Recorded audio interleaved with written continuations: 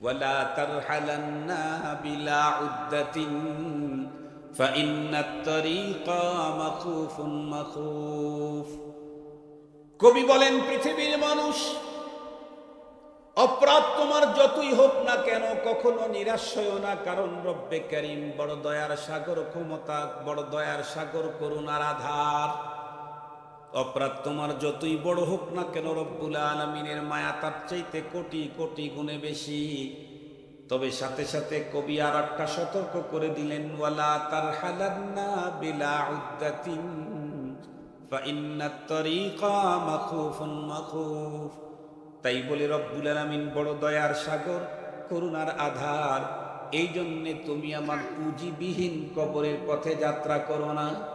এই জন্যে তুমি পুঁজিবিহীন কবরের পথে যাত্রা করো না। কেন কেন? কারণ কবরের পথ যেটা, এটা অত্যন্ত ভয়ঙ্কর, এটা বড় সঙ্গীন, এটা বড় ডিয়ারিং, এটা বড় ডেঞ্জারাস পথ। খুব ভালো করে বুঝবেন, এ পথের মাঝে মাঝে ফাঁকে ফাঁকে রব্বুল আলামিনের পক্ষ থেকে মোবাইল কোর্ট বসানো আছে। মৃত্যুর মুহূর্তের ভিতরেই মোবাইল কোর্টের অফিসার হাজির হয়ে যাবে। কবরের ভিতরে রাখতেই তোমার কাছে পেপারস চাওয়া হবে, অনেক কিছু জিজ্ঞাসা করা হবে। ময়দানে মাহশরে সে তো তোমার জীবনের প্রত্যেকটি নিয়ামত সম্পর্কে জিজ্ঞাসিত হবে তুমি। রব্বে কারীম নিজেই বলে দিয়েছেন, সুম্মা লাতুসআলুন্না ইয়াওমাইযিন আনিন নাঈম। খুব ভালো করে বোঝার জন্য চেষ্টা করবেন। আমরা যেই পথের যাত্রী, কবরের পথের যাত্রী। কবর বড় ভয়ঙ্কর জায়গা। এ কারণেই তো পয়গম্বরের সাহাবায়ে কেরামদের ভিতরে কারো কারো অবস্থা তো এমন জটিল ছিল, হাসরের ভয়াবহতার কথায় অত কাঁদতেন না, জাহান্নামের শাস্তির কথায় অত কান্না করতেন না, কিন্তু যখন কবরের আলোচনা করা হতো এতটাই কান্না করতেন। কান্না করতে করতে বেহুশ হয়ে। এই পৃথিবীতে যত মানুষ এখন আছে, এই সমস্ত মানুষের মধ্যে একজন মানুষ কি এমন পাওয়া যাবে যার মরণ হবে না? আর একটু জোরে বলেন। আমেরিকার প্রেসিডেন্টের তো আর মরণ হবে না, জাতিসংঘের মহাসচিবের মরণ হবে না। মরণ হবে তো হবে পৃথিবীর সমস্ত প্রাণী কুলের প্রাণ যেই ফেরেশতা কবজ করে, বিভাগীয় প্রধান মালাকুল মউত হযরতে আজরাইল আলাইহিস সালাম, তারও মরণ হয়। কথা বলেন, তারও। এ কথা কে বলেছেন? স্বয়ং আল্লাহ। সূরা আলে ইমরান 185 নম্বর আয়াত, আল্লাহ তাআলা বলেন, কুল্লু নাফসিন যায়িকাতুল মাউত ওয়া ইন্নাকুম তুওয়াফাউনা উজুরাকুম ইয়াওমাল কিয়ামাহ فمن زحزح عن النار وأدخل الجنة فقد فاز وما الحياة الدنيا إلا متاع الغرور। কোরআনে হাকিমে রব্বুল আলামিন এক আয়াতে 4টা মেসেজ দিয়েছেন। কয়টা মেসেজ? 4। প্রথম নম্বর মেসেজটাই হলো, প্রতিটি প্রাণীকে পৃথিবী থেকে বিদায় নিতেই হবে, মরণ আসবেই আসবে। আপনারা একটু লক্ষ্য করে দেখেন, এ পৃথিবীর সবচাইতে ভালো মানুষ যারা ছিল, পৃথিবীর মধ্যে সবচাইতে ভালো মানুষ যারা ছিল, তারা একজনও এই পৃথিবীতে নাই। আপনারা আমার কথা কি বুঝেছেন? এ পৃথিবীর সবচাইতে ভালো মানুষ কারা ছিলেন? নবী এবং রসুল। নবী এবং রসুলগণ হলেন আল্লাহর চয়েসকৃত মানুষ, মুনতাখাব মিনাল্লাহ। আল্লাহর চয়েসফুল মানুষ হলেন নবী রসুলগণ। পৃথিবীতে একজন নবী রসুল আছে নাকি এখন? আমেরিকার কোন সিটিতে একজন বাস করে মনে হয়, কানাডায় নেই। একজন নবী পৃথিবীতে আসবেন, নবী হিসাবে না, উম্মত হিসাবে আসবেন। তবে উনি এখন এই জমিনে নাই, উনি কোথায় আছেন? আসমানে আছে। ওনার নাম হযরতে ঈসা আলাইহিস সালাম। কথা বলেন, ওনার নাম হযরতে ঈসা আলাইহিস সালাম। উনি নবী এবং পৃথিবীতে আসবেন। এখন কি আছেন? এখন নেই। আর কোন নবী আসবেন না। উনি নবী হয়েও পৃথিবীতে আসবেন নবী হিসেবে না, উম্মত হিসেবে। মুহতারাম হাজিরিন, নবী উনি ঠিক, কিন্তু ওনার নবুয়তের কাজ করার জন্য আসবেন না। আমাদের নবীজির নবুয়তার রিসালতের সহযোগিতা করার জন্য, দ্বীন ইসলামের সাহায্য করার জন্য, শরীয়তে মুহাম্মাদীকে দুনিয়াতে বিস্তৃত ঘটাবার জন্য আবার আসবেন। তাহলে পৃথিবীর সবচাইতে ভালো মানুষ যারা, একজনও নেই। পৃথিবীর সেকেন্ড প্লেসের মানুষ কারা? সাহাবায়ে কেরাম। সাহাবীদের চাইতে এই পৃথিবীতে নবী রসুলের পরে উন্নত কোনো মানুষ ছিল না, এখনো নাই, কিয়ামত পর্যন্ত কোনো সম্ভাবনাও নেই। একজন সাহাবী কি পৃথিবীতে বেঁচে আছেন? নেই। এর পরবর্তী যুগের মানুষ যাদের খাইরিয়াতের ডিক্লারেশন মুহাম্মদুর রাসূলুল্লাহ সাল্লাল্লাহু আলাইহি ওয়াসাল্লামের জবানে ঘোষিত হয়েছে, প্রতি জুমায় আপনারা শোনেন, কাল দিন পরের জুমার খুতবাতেও শুনবেন। নবীজি কি বলেছেন? খায়রুল কুরুনি কারনি থুম্মাল্লাযীনা ইয়ালুনাহুম থুম্মাল্লাযীনা ইয়ালুনাহুম। এই হাদিসটা কি শুনছেন? মনে পড়ে? পরিচিত মনে হয়? তর্জমা বুঝেন নাই, কিন্তু এই শব্দগুলি খুব পরিচিত। কেন? প্রতি জুমায় খতিব সাহেব এই হাদিসটা পড়েন, খায়রুল কুরুনি কারনি থুম্মাল্লাযীনা ইয়ালুনাহুম থুম্মাল্লাযীনা ইয়ালুনাহুম। তিনটা যুগের ব্যাপারে আমাদের নবী খাইরিয়াতের ডিক্লারেশন দিয়েছেন। একটা হলো সাহাবীদের যুগ, আর একটা হলো তাবেঈদের যুগ, আর একটা হলো তাবে তাবেঈদের যুগ। এই তিন যুগের এক পিস মানুষও তামাম দুনিয়াতে খুঁজে বের করা যাবে না, নেই। এমনকি আইম্মায়ে মুজতাহিদিন, সালফে সালেহিন, তারাও নেই। বরং যদি বলি তাহলে এক্সেস হবে না। বর্তমান পৃথিবীর আমরা যারা ইমানদার বলে নিজেদেরকে দাবি করছি, আমাদের কন্ডিশন কেমন? একজন বুজুর্গর কথা হলো যে তোমরা যদি কেউ নবীজির সাহাবীকে দেখতে, তাহলে ইসলাম আর ধর্মের জন্য এতটাই নিবেদিত প্রাণ, তোমরা তাদেরকে পাগল বলতে। তোমরা বলতে যে এই লোকগুলার মস্তিষ্ক ঠিক নেই, দ্বীনের জন্য, ইসলামের জন্য এমনটাই পাগল পারা ছিলেন। সাথে সাথে উনি কথাও বলেছেন, কোন সাহাবী যদি তোমাদেরকে দেখতেন, তাহলে তোমাদেরকে মুসলমান বলতেন না, তোমাদেরকে কাফের বলতেন। আমাদের কার্যক্রম, চলাফেরা, উঠা বসা, জীবন, লাইফ স্টাইল, টোটালটাই ইসলাম থেকে অনেক, কথা বলেন না কেন, ইসলাম থেকে অনেক অনেক দূরে, অনেক অনেক দূরে। ইসলাম তো জানেই না। ইসলাম কে জানে? কয়জন জানে? এদেশের অনেক বড় বড় লিডার আছে, অনেক বড় বড় শিক্ষিত আছে।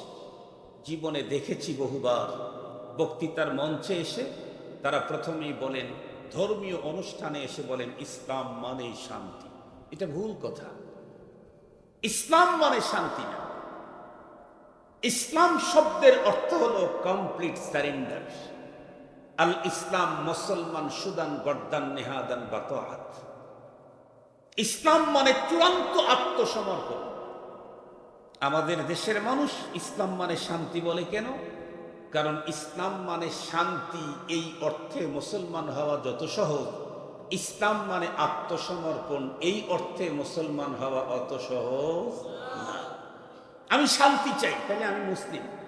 তাহলে আমার জিজ্ঞাসা হলো, শান্তি চাইলেই যদি মুসলিম হওয়া যায়, তাহলে আপনি বড় মুসলমান হতে পারবেন।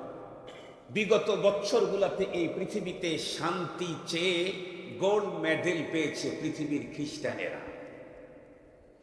এই পৃথিবীতে শান্তিতে নোবেল পুরস্কার পেয়েছে অন্যরা। শান্তিতে নোবেল পুরস্কার প্রাপ্ত যারা, তারা তো মুসলিমই না, অমুসলিম। শান্তি চাইলেই মুসলমান হওয়া যায় না। মুসলমানকে, মুসলমান হলো মুসলমানি বুয়দ গরদান নেহাদান, মুসলমানি বুয়দ গরদান নেহাদান, এনানে খুদ বাদস্তে খাজাদাদান। মুসলমানি হলো চূড়ান্ত আত্মসমর্পণ। আমি কিছুই করতে পারবো না আপনার হুকুম ছাড়া। এ হলো মুসলমান। ইসলাম আমাকে যেমনে হাসতে বলছেন তেমনে হাসতে হবে, ইসলাম আমাকে যেমনে কানতে বলেছেন তেমনে কানতে হবে, ইসলাম আমাকে যেমনে পা ফেলতে বলেছেন তেমন পা ফেলতে হবে। ইসলাম কমপ্লিট কোড অফ লাইফ। শুনলে অবাক হবেন, ইসলামে মানব জীবনের জন্মের আগ থেকে মৃত্যুর পর পর্যন্ত এমন কোন সেকশন, এমন কোন সেক্টর নেই যেখানে ইসলাম মুসলিমকে স্পষ্ট নীতিমালা দেয় নাই। হাসতে যাবেন, ইসলাম নীতিমালা দিয়েছে, যেমন তেমন হাসি দিতে পারবা। কানতে যাবেন, ইসলাম নীতিমালা দিয়েছে, যেমন তেমন কান্না করতে পারবেন। আপনি হাঁটতে যাবেন, পায়চারি করবেন, ইসলাম নীতিমালা দিয়েছে। কি? আল্লাহর কোরআন, আল্লাহ বলেন, ওয়ালা তামশি ফিল আরদি মারহা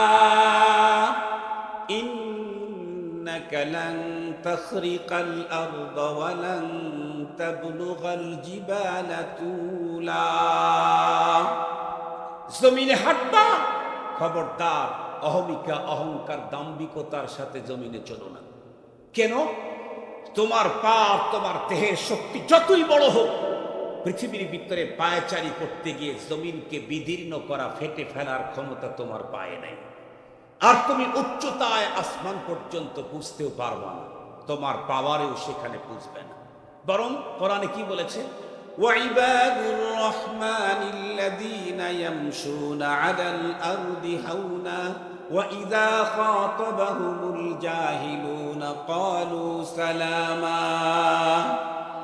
আল্লাহ তাআলা বলেন, আল্লাহর বান্দা যারা হবে, প্রকৃত মুসলিম যারা হবে, তারা জমিনের ভিতরে চলবে অত্যন্ত নম্রতার সাথে। কেন? মনে রাখতে হবে, আজকে আমি জমিনের উপরে আছি, সেদিন বেশি দূর না যেদিন আমাকে জমিনের পেটে ঢুকে যেতে হবে। কথা বুঝেন তো আপনারা? আজকে আমি জমিনের পিঠে আছি। জমিনের কোথায় আছি? পিঠে আছি। সেদিন বেশি দূর না যেদিন আমাকে জমিনের পেটে যেতে হবে। দাদা কই? দাদা, আপনি না দাদার বাড়ি থাকেন? দাদা কই আপনার? আপনি না নানার বাড়ি থাকেন? আপনার নানা কই? উনি তো 60 গ্রামের পঞ্চায়েত ছিলেন, উনি তো 10 গ্রামের মরল ছিলেন, উনি না উপজেলার চেয়ারম্যান ছিলেন ডাঁটের। উনি কত আসর বসাইতেন রাত্রে, কি মজা, কি গান, কি আনন্দ, কি আওয়াজ, কি সাউন্ড, কি মজা, কি শান্তি, কি আনন্দ। সেই নানা কই? জমিনের পিঠের উপরে আসর বসাইছে, শেষ পর্যন্ত 3 কাপড়ে প্যাকেট হয়ে জমিনের পেটে ঢুকে পড়ছে। শেষ পর্যন্ত 3 কাপড়ে প্যাকেট হয়ে জমিনের পেটে ঢুকছে। জমিনের পেটে ঢুকলে খবর আছে। কবি বড় চমৎকার কথা বলেছেন, আয়া সাহিবাদ যামবি লা তাকনাতু ফা ইন্নাল ইলাহা রাউফুন রাউফ ওয়া লা তারহালান্না বিলা উদ্দাতিন ফা ইন্নাত তারিকা মাখুফুন মাখুফ ফা ইন্নাত তারিকা মাখুফুন মাখুফ। খুব ভালো করে কথাগুলি বুঝবেন। কবির 2টা কবিতাই যদি আমরা আমাদের স্মরণে রাখি, জীবনের পাথেও বানাই, ইহকালীন পরকালীন শান্তি মুক্তির জন্য যথেষ্ট হয়ে যাবে। কবি বলেন, আয়া সাহিবাদ দাম লা তাকনাতু ফা ইন্নাল ইলাহা রাউফুন রাউফ। এ পৃথিবীর গুনাহগার অপরাধীর দল, কখনো নিরাশ হয়ো না। কেন? অপরাধ তোমার কত বেশি, এর চাইতে রব্বুল আলামিনের দয়া অনেক অনেক গুণে বেশি। আমাদের নবীজি বলেন, আল্লাহ নিজেই বলে দিয়েছেন, ইন্না রাহমাতি সাবাকাত গাযাবি। এই পৃথিবীর মানুষ, আমার রাগ আছে, অনেক রাগ, তবে আমার দয়াও আছে, অনেক দয়া। রব্বুল আলামিন বলেন, মজার কথা শোনো, আমার দয়া কিন্তু রাগের চাইতে অনেক বেশি। সুবহানাল্লাহ বলবেন কি? আমার দয়া রাগের চাইতে অনেক বেশি। কি পরিমাণে দয়া বেশি, কি পরিমাণে মায়া বেশি, এ ব্যাপারে রুমিয়ে জামান বলা হতো করাচির হযরত হাকিম মোহাম্মদ আখতার সাহেব রহমতুল্লাহ আলাইহি। আপনারা সাধারণ মানুষ হয়তো তার নাম জানেন না, উলামায়ে কেরাম তারে জানেন। উনি শেখুল আরব ওয়াল আজম ছিলেন এবং এই যুগের আল্লামা রুমি ছিলেন। উনি লিখছেন যে পাকিস্তানের করাচি শহরটা একটা সমুদ্রের কিনারায়। পাকিস্তানের করাচি শহরে লক্ষ লক্ষ মানুষ বাস করে, লক্ষ লক্ষ মানুষ বাস করে। প্রতিদিন তারা টয়লেটে যায়, পেশাব করে, পায়খানা করে, আরো কিছু নষ্ট জিনিস পরিত্যাগ করে। আর এই সবগুলি ড্রেনেজের মাধ্যমে সবগুলি দিয়ে সমুদ্রের কিনারায় জমা হয়। যেই কিনারাতে, সমুদ্রের যেই কিনারাতে পুরা শহরে ময়লা এসে জমা হয়, ওই কিনারাটা নষ্ট হয়ে যায়। পায়খানা, পেশাব, গন্ধ, দুর্গন্ধ, বৃষ্টি কারবার। কিন্তু দীর্ঘদিন পর্যন্ত পুরা শহরে লক্ষ লক্ষ মানুষের পেশাব পায়খানা জমা হতে হতে একটা সাইড দুর্গন্ধ হয়ে যায়। এমন মুহূর্তে সমুদ্রের ভিতরে যখন জোয়ার আসে, বিশেষ করে যখন বড় ধরনের তরঙ্গ আসে, একটা তরঙ্গের এক বাড়িতেই মুহূর্তের ভিতরে সমস্ত পায়খানা, টয়লেট গুলা সব পরিষ্কার করে সমুদ্রের ভিতরে নিয়ে ওইখানে স্বচ্ছ পানি দেখা দেয়। আল্লামা হাকিম মোহাম্মদ আখতার সাহেব হুজুর বলেন, লক্ষ লক্ষ মানুষের দীর্ঘদিন পর্যন্ত পায়খানা জমা হয়েছে, আল্লাহর বানানো সমুদ্রের এক তরঙ্গের এক মুহূর্তে যেমন পবিত্র হয়, একজন মানুষের 50 বছর, 60 বছর, 70 বছর জীবনের পচা, নোংরা, গান্দা আমল তার যা জমা হয়ে গেছে, এই সমস্ত গান্দা আমল গুলাকে রব্বুল আলামিনের কাছে যদি সেই পরিমাণের কান্না করে তওবা করে, তাহলে রব্বুল আলামিনের মাগফিরাতের দরিয়ার একটা ধাক্কা লাগলেই 80 বছরের গুনাহ মাফ হয়ে যায়, 90 বছরের অপরাধ ক্ষমা হয়ে যায়, 100 বছরের অপরাধ ক্ষমা হয়ে যায়। 100 বছর পর্যন্ত অপরাধ করেছি, পুরা আমল নষ্ট, জীবন নষ্ট, এখন মরলে জাহান্নামে যেতে হবে। হঠাৎ করে রব্বে কারীমের শাস্তির কথা মনে আসছে, হঠাৎ করে কবরের আযাবের কথা মনে আসছে, তো তখন ভিতরে ভীতি ঢুকে গেছে, ভয় এসে গেছে। ভয়ের কারণে এখন নিজের শরীরটা নিজে বারবার বারবার শুধু কেঁপে উঠতেছে। ওই মুহূর্তে গোপনে, কাউকে না জানিয়ে গোপনে গোপনে মালিকের সাথে শেয়ার করেছে, আতাত করেছে।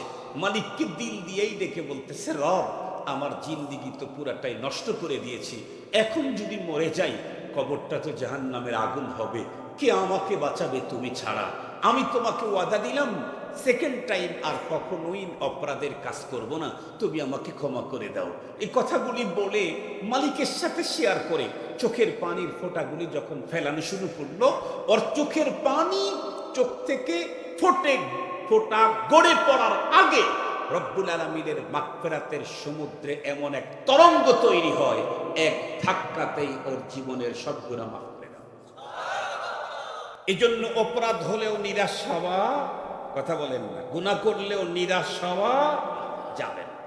তবে সাথে সাথে আর একটা গুরুত্বপূর্ণ কথা কি, ওয়ালা তারহালান্না বিলা উদ্দাতিন ফাইন্নাত তারিকা মাখুফুন মাখুফ। কবি বলেন, পৃথিবীর মানুষ, অপরাধ তোমার যতই হোক না কেন কখনো নিরাশ হয়ো না, কারণ রব্বে কারীম বড় দয়ার সাগর, ক্ষমতা বড় দয়ার সাগর, করুণার আধার। অপরাধ তোমার যতই বড় হোক না কেন রব্বুল আলামিনের মায়া তার চাইতে কোটি কোটি গুণে বেশি। তবে সাথে সাথে কবি আর একটা সতর্ক করে দিলেন, ওয়ালা তারহালান্না বিলা উদ্দাতিন ফাইন্নাত তারিকা মাখুফুন মাখুফ। তাই বলে রব্বুল আলামিন বড় দয়ার সাগর, করুণার আধার। এই জন্যে তুমি আমার পুঁজিবিহীন কবরের পথে যাত্রা করো না, এই জন্যে তুমি পুঁজিবিহীন কবরের পথে যাত্রা করো না। কেন কেন? কারণ কবরের পথ যেটা, এটা অত্যন্ত ভয়ঙ্কর, এটা বড় সঙ্গীন, এটা বড় ডিয়ারিং, এটা বড় ডেঞ্জারাস পথ। খুব ভালো করে বুঝবেন, এ পথের মাঝে মাঝে ফাঁকে ফাঁকে রব্বুল আলামিনের পক্ষ থেকে মোবাইল কোর্ট বসানো আছে। মৃত্যুর মুহূর্তের ভিতরেই মোবাইল কোর্টের অফিসার হাজির হয়ে যাবে, কবরের ভিতরে রাখতেই তোমার কাছে পেপারস চাওয়া হবে, অনেক কিছু জিজ্ঞাসা করা হবে। ময়দানে মাহশরে সে তো তোমার জীবনের প্রত্যেকটি নেয়ামত সম্পর্কে জিজ্ঞাসিত হবে। তুমি, রব্বে কারীম নিজেই বলে দিয়েছেন, সুম্মা লাতুসআলুন্না ইয়াওমাইযিন আনিন নাঈম। খুব ভালো করে বোঝার জন্য চেষ্টা করবেন। আমরা যেই পথের যাত্রী, কবরের পথের যাত্রী। কবর বড় ভয়ঙ্কর জায়গা। এ কারণেই তো পয়গম্বরের সাহাবায়ে কেরামদের ভিতরে কারো কারো অবস্থা তো এমন জটিল ছিল, হাসরের ভয়াবহতার কথায় অত কাঁদতেন না, জাহান্নামের শাস্তির কথায় অত কান্না করতেন না, কিন্তু যখন কবরের আলোচনা করা হতো এতটাই কান্না করতেন, কান্না করতে করতে বেহুশ হয়ে যেত। কেন? আমরা প্রত্যেকেই জানি, খুব ভালো করে বুঝবেন, পরপারের জীবনে কেউ যদি শান্তি আর মুক্তি নিশ্চিত করতে চায়, আল্লাহর কোরআনে আল্লাহ পাক বলেন দুনিয়া থেকে তাকে দুইটা পুঁজি নিশ্চিত করা লাগবে।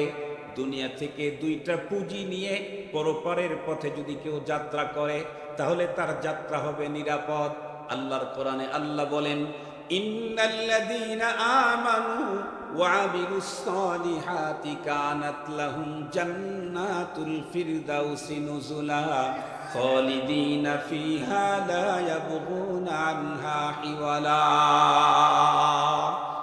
এই পৃথিবীতে লম্বা হায়াত যে রব্বুল আলামিন আমাকে দিয়েছেন, এই পৃথিবী তো আনা আর জানা, এই পৃথিবী তো আনা আর জানা।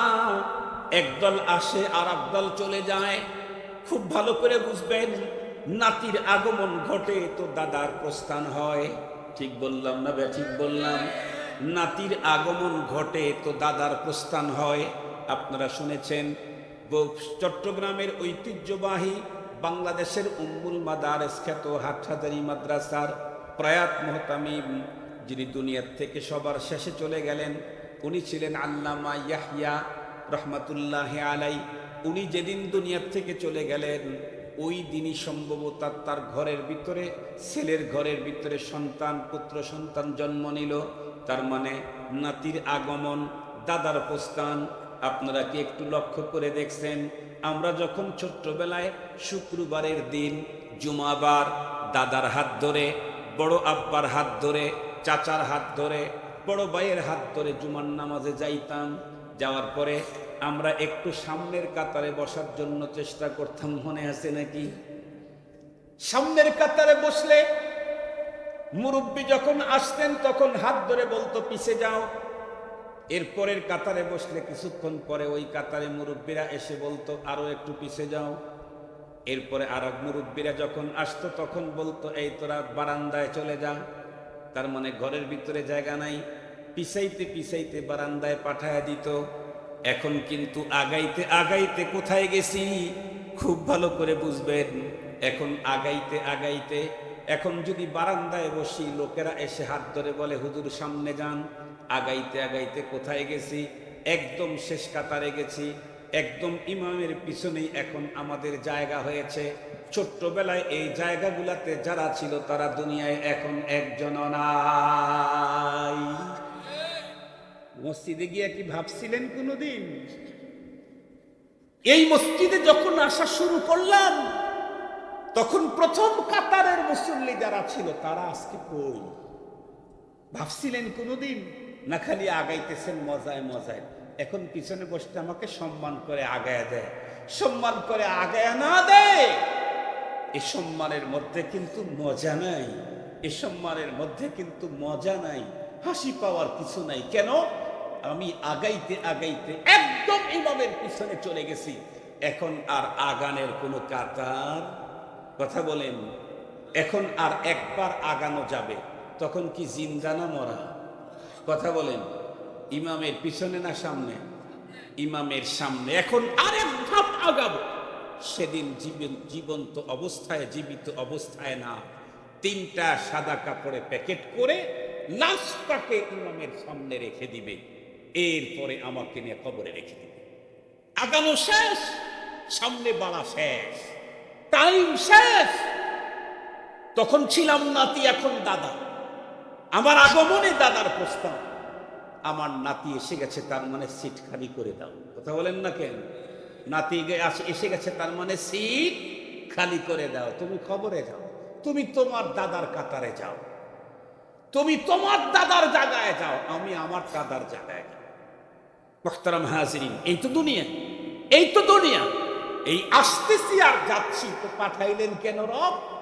রব্বুল আলামিন পাঠাইলেন হলো অল্প সময়ের হায়াত দিয়ে পাঠিয়েছেন পরপারের চিরস্থায়ী জীবনের পুঁজি গোছাবার জন্য। আল্লাহ পাকের রসুল বলেন, আদ-দুনিয়া মাজরাআতুল আখিরা, দুনিয়াটা হলো পরপারের খেতি শুরু। এখানে চাষ করতে হবে, এখানে ইনকাম করতে হবে। ভোগের জায়গা, কথা বলেন, ভোগের জায়গা আখিরা, ভোগের জায়গা জান্নাত। তো এই জন্য দুনিয়া থেকে আমাকে দুইটা পুঁজি দিয়ে যেতে হবে। সেই দুই পুঁজির প্রথমটার নাম হলো ইন্নাল্লাযীনা আমানু। প্রথম পুঁজি হলো ঈমান। অনেক টাকা নিয়ে যেতে হবে না, অনেক টাকা নিয়ে আমেরিকায় গেলে মজা আছে, অনেক টাকা নিয়ে কানাডায় বাড়ি করা যেতে পারে, অনেক টাকা, এই টাকা নিয়ে মালয়েশিয়া গেলে ফায়দা আছে, অনেক টাকা, টাকার পাহাড়, এগুলি নিয়ে কানাডায় গেলে ফায়দা আছে। মুহতারাম হাজিরিন, কিন্তু একেবারে কবর ভর্তি টাকা কবরের ভিতরে ঢুকিয়ে দিলে কি ফায়দা? কথা বলেন, একটু কথা বলেন, কথা জানেন না? কবর ভর্তি স্বর্ণ আর চাঁদি ভরে দিল, তাতে কি ফায়দা? মুহতারাম হাজিরিন, কবরের জগতে যদি শান্তি পেতে চাই, পরপারের জীবনে যদি মুক্তি পেতে চাই, টাকার দিয়ে কাজ হবে না, প্রথম লাগবে ঈমান। কথা বলেন, প্রথম পুঁজি কি লাগবে? ঈমান। আপনারা দেখেছেন বিগত করোনার সময়, মনে আছে নাকি করোনার সময়টা? করোনার সময় পৃথিবীর প্রথম যে রাষ্ট্রগুলোতে করোনা আক্রমণ করছে, সর্বপ্রথম তো করোনা চায়নাতে আক্রমণ করছে। চায়না সব আবিষ্কার করে, করোনা ওদের এখান থেকে আবিষ্কার হয়েছে। ঠিক বললাম না? এমন কোন জিনিস নাই দুনিয়াতে যেটা চায়না আবিষ্কার করে নাই। ওরা সব আবিষ্কার করছে, রব আর একটা দিয়ে দিছে, সেটা হলো করোনা। পৃথিবীর উন্নত রাষ্ট্রগুলোতে যখন করোনা সর্বপ্রথম আক্রমণ করলো, আপনারা দেখেছেন করোনার আক্রমণের পরে বিশ্ব স্বাস্থ্য সংস্থার নেতৃবৃন্দ পৃথিবীকে একটা ভুল মেসেজ দিল, পৃথিবীকে ভুল মেসেজ দিল। আর সেই ভুল মেসেজের খপ্পরে পড়ে বাংলাদেশের মানুষ লম্বা টাইম কষ্ট করলো, পৃথিবীর অর্থনীতি অনেক পিছিয়ে গেল। সেটি কি?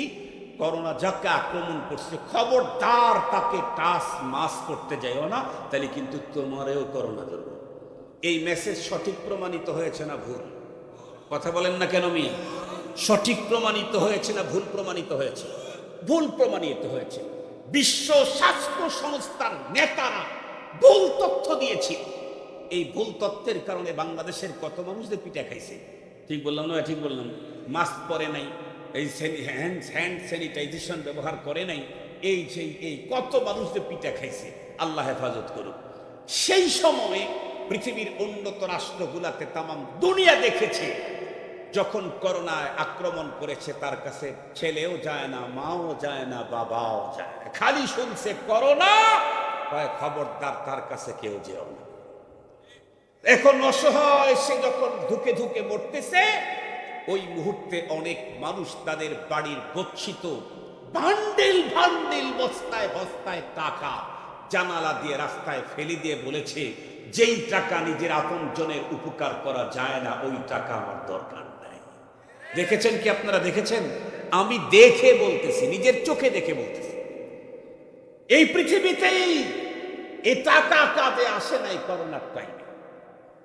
মুসলমান ভাইরা রে আমার, এই জন্য পৃথিবী থেকে পরপারের জীবনের শান্তি মুক্তি যদি কোনো মানুষ নিশ্চিত করতে চায়, তাহলে তার জন্য দুইটা পুঁজির দরকার। প্রথম নাম্বার পুঁজি হলো ঈমান। প্রথম পুঁজি কি বলেন তো দেখি? আমি জিজ্ঞাসা করি, এই ঈমান আপনাদের নতুন সিটি শহরের কোন মার্কেটের ভিতরে বিক্রি হয়? কোন কোম্পানির ঈমান আপনারা কিনলেন? কথা বলেন না কেন? মেড ইন চায়না ঈমান আছে, মেড ইন জাপানের ঈমান আছে, মেড ইন কানাডা ঈমান নাই। পৃথিবীর বন্ধুরা আমার, উন্নত কোনো বিশ্ববিদ্যালয়ের ভিতরেও ঈমানের শিক্ষা দেওয়া হয় না। সারা দুনিয়ার সবচেয়ে উন্নত মানের মহাবিদ্যালয়গুলোতেও বন্ধুরা আমার ঈমান শিখানো হয় না, ঈমান নেই। ঈমান কোন জায়গায় পাওয়া যায়? ঈমান পাওয়া যায় হলো দুইটা জায়গায়, একটা হলো আল্লাহর ঘর মসজিদ, আর একটা হলো নবীর বাড়ি মাদ্রাসা, এখানে ঈমান পাওয়া যায়। যদি বলেন ঈমান কার কাছে পাওয়া যায়, পৃথিবীর বন্ধুরা আমার, মানুষগুলি ঈমান পেয়েছে নবীদের কাছে। নবীদের দুনিয়া থেকে চলে যাওয়ার পরে ঈমান নিতে হবে নায়েবে নবী উলামায়ে কেরামের কাছ থেকে। খুব ভালো করে বুঝবেন। এই জন্যই তো আপনাদের মনে আসে না কিনা ভুলে গেছেন, এখন তো স্মার্ট বাংলাদেশ, ডিজিটালও না, স্মার্ট আরো আগানো, যার কারণে পূর্বের অ্যানালগ কথাগুলি ভুলে যাওয়াই স্বাভাবিক। আপনাদের মনে আছে নাকি? এখানে যাদের বয়স 50 ঊর্ধ্ব তারা বলতে পারবেন, আমরা যখন ছোট ছিলাম আমাদের দেশে যত্রতত্র ইলেকট্রিসিটি ছিল না, পাকা রাস্তা ছিল না, উন্নত গাড়ি তো দূরের কথা, রাস্তায় ছিল, তার গাড়ির প্রশ্নই আসে না। খুব ভালো করে বুঝবেন, তখন 2, 4, 5 গ্রাম পরে পরে 2-1টা স্কুল পাওয়া যেত না। তবে অধিকাংশ গ্রামের ভিতরে বন্ধুরা আমার মসজিদ ছিল। মসজিদের মধ্যে সকালবেলায় গ্রাম্য মুন্সি মুসলমানের সন্তানদেরকে ভাঙ্গা চাটাইয়ের উপরে বসে বসে কিছু পড়াইতো না? ওই যে মর্নিং বক্তব্যে ভাঙ্গা চাটাইয়ের উপরে বসে গ্রাম্য মুন্সি মাত্র কয়েকটা শব্দ আমাদেরকে শিখিয়েছিল। তার ভিতরে একটা ছিল হলো আমানতু বিল্লাহি ওয়া মালাইকাতিহি ওয়া কুতুবিহি ওয়া রুসুলিহি ওয়াল ইয়াউমিল আখির ওয়াল কদরি খাইরিহি ওয়া শাররিহি মিনাল্লাহি তাআলা ওয়াল বাসি বাদাল মাউত। মনে পড়ে নাকি? আরো কি শিখেছিলাম? আরো শিখেছিলাম আমানতু বিল্লাহ কামা হুয়া বিআসমাইহি ওয়া সিফাতিহি ওয়া কাবিলতু জামিআ আহকামিহি ওয়া আরকানিহি। মর্নিং বক্তব্যে আরো কি শিখেছিলাম লা ইলাহা ইল্লাল্লাহু মুহাম্মাদুর রাসূলুল্লাহ। আরো কি শিখেছিলাম আশহাদু আল্লা ইলাহা ইল্লাল্লাহু ওয়া আশহাদু আন্না মুহাম্মাদান আবদুহু ওয়া রাসূলুহু। স্মার্ট বাংলাদেশের এই যুগে শুধু বাংলাদেশকে চ্যালেঞ্জ করতেছি না, তাম দুনিয়াকে চ্যালেঞ্জ করছি, তাম দুনিয়াকে চ্যালেঞ্জ। ওই যে মর্নিং বক্তব্যে বিদ্যুৎ ছিল না, রাস্তা ছিল না, সুন্দর বিছানার কোনো ব্যবস্থাও ছিল না, ভাঙ্গা চাটাইয়ের উপরে বসায়া গ্রাম্য মুন্সি যেই কয়েকটা কালেমা শিখাইছিল, আল্লাহর কসম করে বলি, আজকে পৃথিবীর সবচেয়ে উন্নত মানের বিশ্ববিদ্যালয়, যেখান থেকে মেডিকেল সায়েন্সের সবচেয়ে বড় উন্নত ডিগ্রি পাওয়া যায়, FRCS যেখান থেকে অর্জন করা যায়, FCPS যেখান থেকে অর্জন করা যায়, BCS ক্যাডার যেই জায়গা থেকে অর্জন করা যায়, বন্ধুরা আমার LLB আরো কত BCD কত ডিগ্রি আছে, সমস্ত ডিগ্রি দুনিয়ার যত বিশ্ববিদ্যালয় দেয়, আল্লাহর কসম করে বলি, দুনিয়ার সমস্ত বিশ্ববিদ্যালয়ের দেওয়া জ্ঞান বিজ্ঞান যদি এক পাল্লায় উঠায়া দাও, মর্নিং মক্তবের গ্রাম্য মুন্সি যে কয়টা কালিমা শিখাইছিল, আল্লাহর কসম এই কয়টা কালিমা সমান দাম হতে পারে না। মুসলমান জানো কি, তুমি যদি BCS ক্যাডার করো, তুমি যদি LLB তে তাম দুনিয়াকে পিছে ফেলাও, তুমি যদি FRCS ডিগ্রি 1000টা যদি গ্রহণ করে নাও, এই ডিগ্রির সনদ দিয়ে মরণের মুহূর্তেও কোনো লাভ নাই, কবরের জগতেও এই সনদ প্রদর্শনে কোনো ফায়দা নাই। মিজানে পুলসেরাতে আল্লাহর আদালতে ডিগ্রি উপস্থাপন করার কোনো বন্ধুরা আমার সুযোগই নাই। পক্ষান্তরে যদি কোনো একজন মানুষ কোনো বিশ্ববিদ্যালয়ে গিয়ে কোনো ডিগ্রি অর্জন করতে পারে নাই, ছোট্টবেলায় অশিক্ষিত বাবা তারে মর্নিং মক্তবে পাঠাইয়া দিয়েছিল, বাবা তারে বড় ডিগ্রি অর্জন করাইতে পারে নাই, বাবা তাকে সুন্দর একটা পোশাকও পরাইয়া দিতে পারে নাই, কিন্তু বাবা মা ছোট্টবেলায় জোর করে ফজরের নামাজের পরে হাত পা ধরে টেনে টেনে মর্নিং বক্তব্যে নিয়ে মুন্সির কাছে বসায়া দিয়েছিল। মুন্সি ছোট্টবেলায় আমার অন্তরের ভিতরে বসায়া দিল আমানতু বিল্লাহ, ছোট্টবেলায় বসায়া দিয়েছিল আশহাদু আল্লা ইলাহা ইল্লাল্লাহ। ছোট্টবেলায় আমার একটা ছোট্ট কালিমা শিখাইছিল, লা ইলাহা ইল্লাল্লাহু মুহাম্মাদুর রাসূলুল্লাহ। এই কালিমা মর্মবাণী যদি আমার অন্তরের ভিতরে জমে বসে থাকে, জবানে যদি কালিমাগুলি উচ্চারিত হয়, আর আমার টোটাল লাইফটা যদি কালিমার তাকাজা যদি পূরণ করতে পারি, তাহলে আমার জন্য কি হবে? দুনিয়ার কোনো ডিগ্রি আমার নাই। আমার পুঁজি হলো মর্নিং মক্তবের গ্রাম্য মুন্সির কয়েকটা কালিমা, আর কোনো পুঁজি আমার নাই। কিন্তু জানো কি, মৃত্যুর সময় কালিমা কত বড় কাম দিবে? আল্লাহর কোরআনে আল্লাহ বলেন, ইন্নাল্লাযীনা ক্বালু রাব্বুনাল্লাহ, ইন্নাল্লাযীনা ক্বালু রাব্বুনাল্লাহ সুম্মা ইসতাকামু তাতানাজ্জালু আলাইহিমুল মালায়েকা আল্লা তাখাফু ওয়ালা তাহজানু وأبشروا بالجنة التي كنتم توعدون نحن أولياؤكم في الحياة الدنيا وفي الآخرة।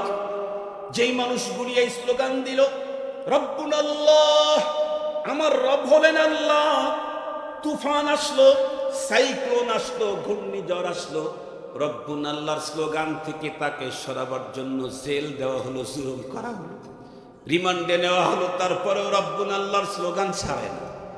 জেল দেওয়া হলো, তারপরে রব্বুন আল্লাহর স্লোগান ছাড়ল না। আসলো আরো অনেক নির্যাতন, অসম্মানী করা হলো, কিন্তু রব্বুন আল্লাহর স্লোগান ছাড়ল না। এমতো অবস্থায় চলতে চলতে যদি মৃত্যুর দ্বার মুহূর্ত পর্যন্ত পৌঁছে যেতে পারে, তাহলে তার জন্য কি হয়? আল্লাহর কোরআন বলে, হাদিস বলছি না মিয়া, হাদিস বলছি না। বলবেন যে এটা জাল হাদিস, বলবেন যে এটা জয়ীফ হাদিস। আল্লাহর কোরআন থেকেই বলছি, আল্লাহর কোরআন। আল্লাহর কোরআন বলে, এই লোকটাকে যখন জান কবজ করার জন্য মালাকুল মউতকে যখন পাঠানো হবে, এর ব্যাখ্যাতে মুফাসসিরিনে কেরাম লিখেছেন, বর্তমান পৃথিবীর বড় আলিম, পাকিস্তানের সাবেক চিফ জাস্টিস আল্লামা তকি ওসমানী হাফিজাহুল্লাহ, উনিও লিখেছেন।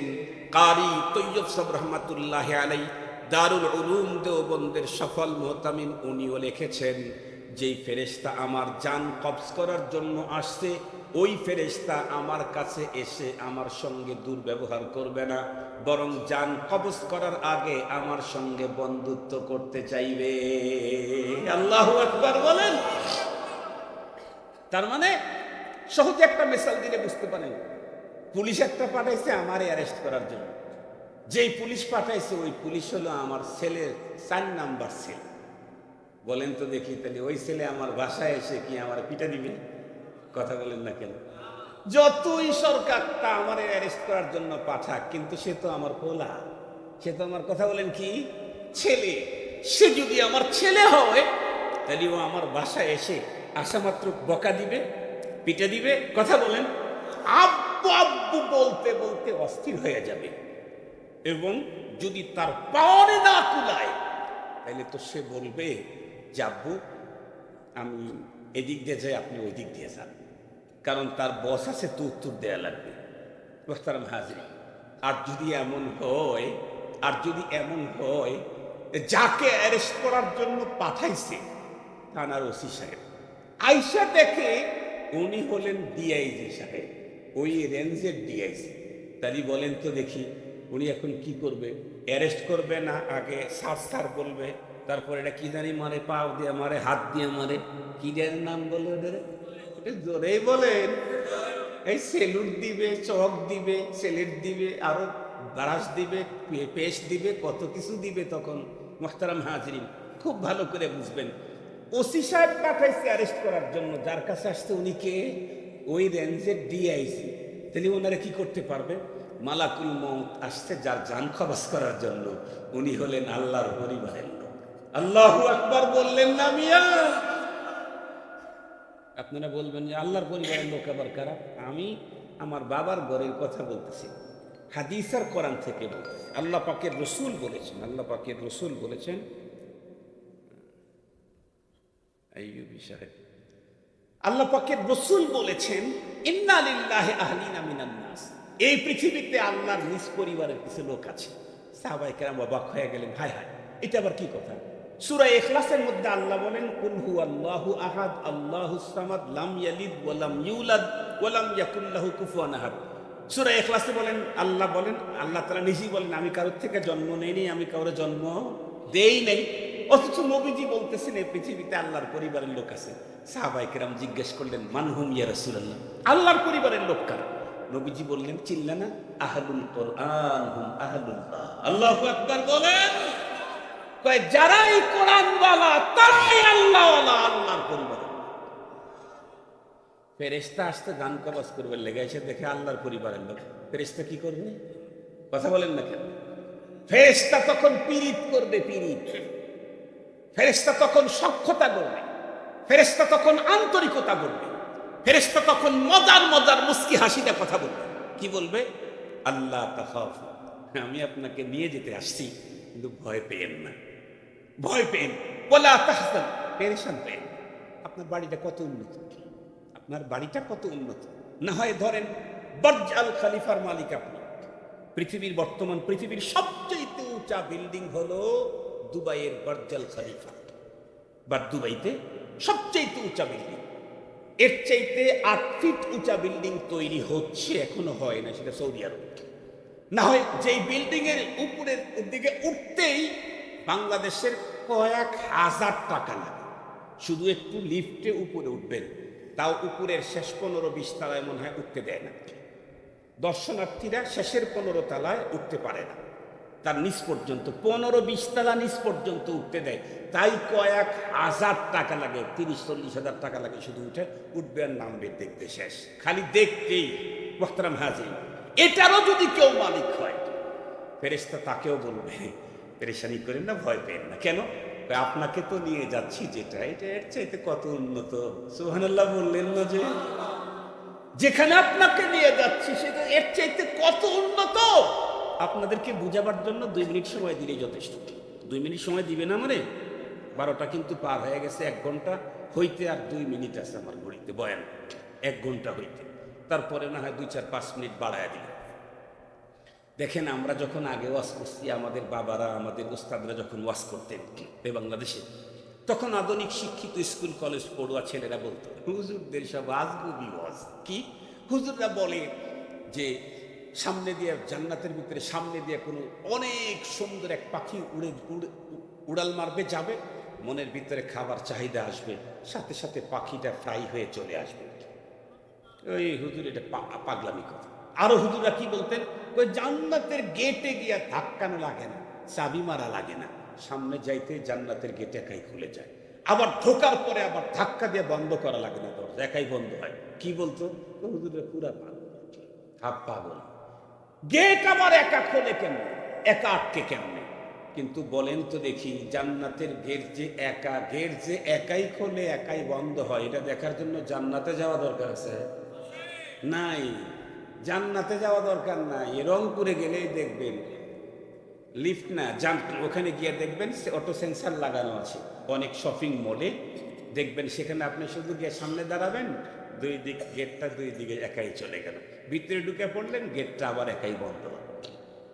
খুব ভালো করে বুঝবেন, মানুষের বানানো প্রযুক্তি যদি এত উন্নত হয়, এই মানুষটাকে যে রব্বুল আলামিন বানাইছেন, ওনার প্রযুক্তি লাগানো আছে জান্নাতে, তাহলে সেইটা কেমন? আরো কত বেশি, আরো কত বেশি। পৃথিবীর কোন মানুষের ভাষা নাই। এই জন্য মুসলমান ভালো করে বুঝবেন, ওই যে মর্নিং বক্তব্যের ভিতরে ভাঙ্গা চাটাইয়ের উপরে বসায়া ছোট্টবেলায় আমাকে কয়েকটা কালেমা শিখিয়েছিল, আমানতু বিল্লাহি ওয়া মালাইকাতিহি। এই কালেমাগুলি যেই মানুষের অন্তরের ভিতরে বসে গেছে, এটা নিয়ে যেই লোকটা দুনিয়াতে জীবন পার করছে, মৃত্যুর সময় মালাকুল মউত এসে তার সঙ্গে সখ্যতা গড়বে, আর ডেকে বলবে, পেরেশানি নাই, তোমার কোনো পেরেশানি নাই, তোমাকে তো নিয়ে যাচ্ছি অনেক উন্নত জায়গায়, যেটা দেখলেই তুমি বুঝতে পারবে। কিতাবের ভিতরে এসেছে, কোন আল্লাহওয়ালা ইমানদার দীর্ঘদিন পর্যন্ত পৃথিবীতে থাকার কারণে আজরাইল আলাইহিস সালামের জান্নাতের সৌন্দর্যের ওয়াজ বক্তৃতার পরেও তার দিলটা পরপারের দিকে যেতে চাবে না, দুনিয়াতেই থাকতে চাবে। রব্বে করিম তখন ফেরেশতাকে ডেকে বলবেন, ও ফেরেশতা, আমার বান্দার সামনে শুধু জান্নাতের ওয়াজ শোনাইলা কাজ হলো না, একটা কাজ করো, কি ওয়াজ বন্ধ করে দাও।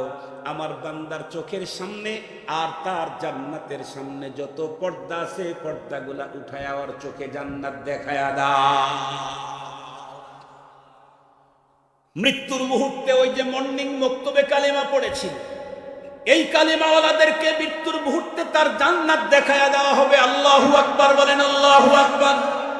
পক্ষান্তরে যদি ওই কয়টা কালিমা যদি কারো কাছে নাই, আমানতু বিল্লাহর পুঁজি ওর কাছে নাই, আশহাদু আল্লা ইলাহা ইল্লাল্লাহর পুঁজি ওর কাছে নাই, লা ইলাহা ইল্লাল্লাহর পুঁজি ওর কাছে নাই, ওর কাছে কি আছে? বিমান তৈরি করার পুঁজি আছে, মিগ 29 ফাইটার তৈরি করার দক্ষতা আছে, যোগ্যতা আছে, ল্যাপটপ, আইপ্যাড, ডেস্কটপ, বন্ধুরা আমার সব কম্পিউটার তৈরি করার যোগ্যতা ওর কাছে আছে। তামাম দুনিয়াকে হার মানাবার মতো বহু তথ্য প্রযুক্তিতে দুনিয়া বিশ্ব সেরা সে হয়েছে। দুনিয়ার যত জগতের ভিতরে উন্নত মানের ডিগ্রি সনদ সব ওর কাছে আছে।